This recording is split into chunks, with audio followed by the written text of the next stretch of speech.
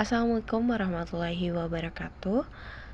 Halo semuanya, perkenalkan nama saya Anissa Anggraini dengan NPM 2461064 dari kelas Manajemen B. Di video kali ini, saya akan mempresentasikan materi dari mata kuliah Manajemen Keuangan 1 dengan dosen pengampu Bapak Dr. E. Febrianto, SEMM. Materi yang saya bahas terdiri dari 4 bagian.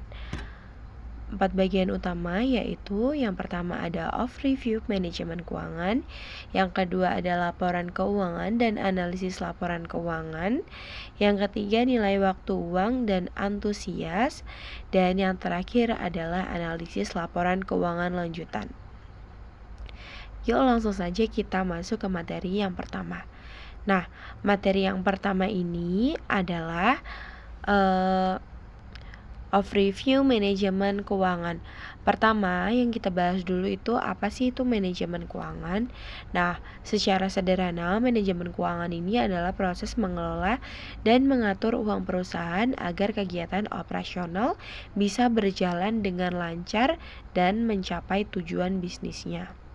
Menurut J.F. Brandley, manajemen keuangan merupakan bagian dari manajemen bisnis yang berfokus kepada pengelolaan sumber daya keuangan secara cermat.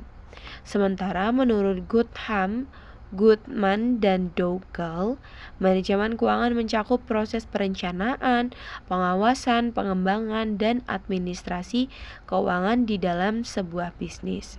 Nah, tujuan utama dari manajemen keuangan ini adalah untuk memaksimalkan keuntungan, menekankan biaya, dan memastikan dana selalu tersedia untuk kebutuhan perusahaan.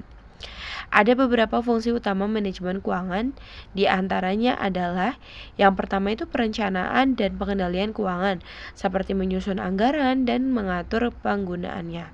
Yang kedua itu ada pengelolaan aset dan modal supaya perusahaan bisa menginvestasikan uangnya secara efektif. Nah, yang ketiga itu ada pengelolaan surplus dan arus kas, agar keuangan perusahaan tetap stabil. Dan yang keempat itu ada manajemen resiko, untuk mengantisipasi proses kerugian di masa depan. Nah, selain itu manajemen keuangan juga punya prinsip-prinsip penting seperti konsistensi, yang artinya pengelolaan keuangan tuh harus stabil dan tidak berubah-ubah. Nah, ada juga akuntabilitas. Semua keputusan keuangan itu harus bisa dipertanggungjawabkan. Nah, ada juga transparansi, yaitu pihak manajemen harus terbuka dalam melaporkan keuangannya. Terus tuh ada integrasi dan kelangsungan hidup agar perusahaan tetap sehat secara finansial. Jadi, bisa disimpulkan bahwa manajemen keuangan berperan besar dalam menjaga stabilitas, efisiensi, dan keberlangsungan bisnis. Nah, sekarang ini kita lanjut ke bagian kedua, yaitu laporan keuangan dan analisis laporan keuangan. Nah, laporan keuangan adalah catatan informasi keuangan perusahaan dalam suatu periode akuntansi tertentu. Melalui laporan ini, kita bisa melihat bagaimana kinerja dan posisi keuangan suatu perusahaan. Secara umum, laporan keuangan terdiri dari 3 bagian utama, yaitu diantaranya adalah yang pertama, neraca atau balance sheet yang menunjukkan posisi aset, kewajiban, dan ekuitas perusahaan. Yang kedua ada laporan laba rugi atau income statement yang menunjukkan pendapatan dan beban selama satu periode. Nah, yang ketiga itu ada laporan arus kas atau cash flow yang memperlihatkan aliran kas masuk dan keluar. Laporan keuangan itu digunakan oleh berbagai pihak bagi manajemen.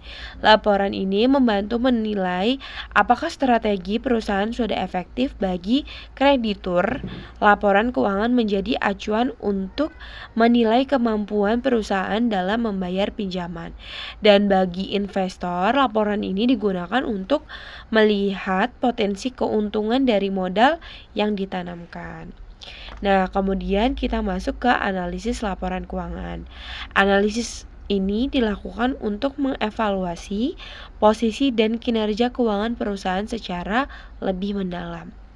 Tujuan analisisnya ini adalah menilai kekuatan dan kelemahan perusahaan, membandingkan kinerja perusahaan dengan tahun-tahun sebelumnya, dan membantu mengambil keputusan keuangan yang lebih baik. Nah, ada 4 metode utama dalam analisis laporan keuangan, yaitu yang pertama analisis rasio keuangan, seperti rasio likuiditas, solvabilitas, profitabilitas, dan aktivitas. Nah, yang kedua analisis tren untuk melihat naik turunnya kinerja dari waktu ke waktu. Nah, yang ketiga ada analisis common size yang membandingkan tiap komponen laporan dengan total aset atau total pendapatan. Yang keempat, analisis indeks, yaitu membandingkan laporan tahun tertentu dengan tahun dasar sebagai acuan. Dengan analisis ini, perusahaan bisa mengetahui apakah kondisi keuangannya sehat atau perlu diperbaiki. Nah, sekarang kita bahas topik ketiga, yaitu nilai waktu, uang, dan antusias. Konsep dasarnya itu sederhana banget loh. Uang yang kita miliki hari ini lebih berharga daripada uang yang akan kita terima di masa depan. Kenapa begitu? Karena uang yang Anda sekarang bisa kita investasikan dan menghasilkan bunga. Ada dua konsep utama yang perlu kita pahami.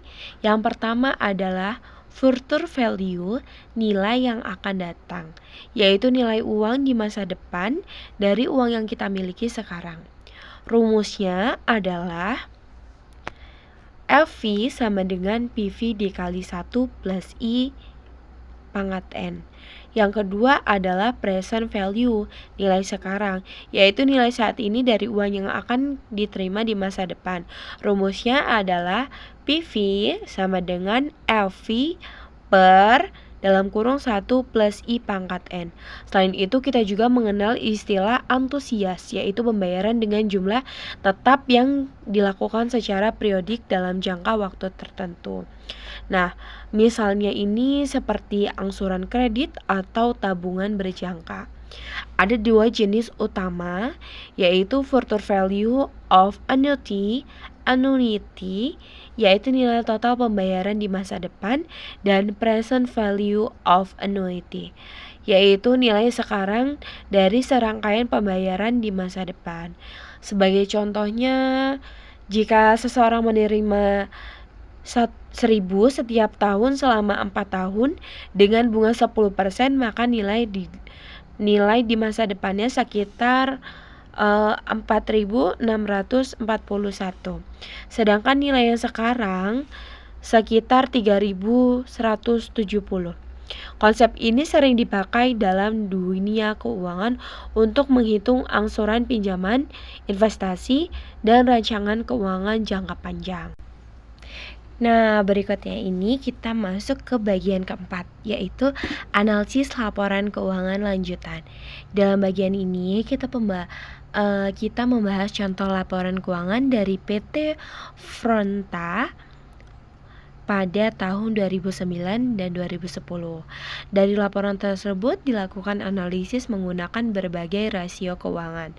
Yang pertama adalah rasio solvabilitas seperti current ratio dan quick ratio.